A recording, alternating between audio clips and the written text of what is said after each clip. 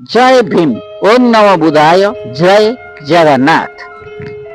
Degree अच्छी किंतु सुजोग केउंटी, स्वप्न बड़ किंतु रास्ता नाही। दश बंधु चाप नुहे, सहयोग दरकार।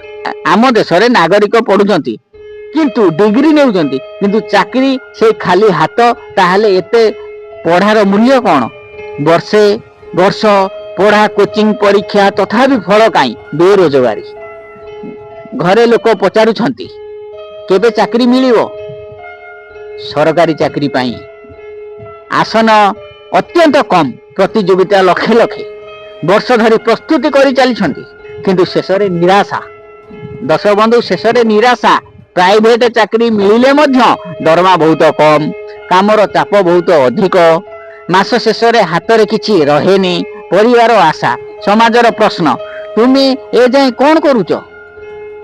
एही चाप युव मानक भांगी देउची। केते युव एही चापरे भूल निष्पत्ति नेउचंती किंतु समाधान सेठी नुहे। जीवन एक अवसर, संघर्ष अछि किंतु रास्ता मध्य अछि।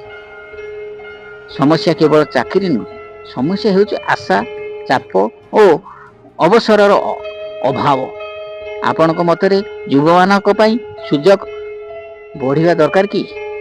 कमेंट आपनकर मत दियंतु। वीडियो भलो लागिले लाइक एंड शेयर तो करिवे, किंतु गोटे कथा एडी मिलुची, बड़ बड़ लोक प्राइवेट ऑफिस रे, जो प्राइवेट स्कूल रे पाठ पढ़िवे किंतु गवर्नमेंट रो चाकरी खोजिवे, किंतु गरीब पिला गवर्नमेंट रे चाकरी गवर्नमेंट रे पाठ पढ़िवे किंतु चाकरी कला आड़ू।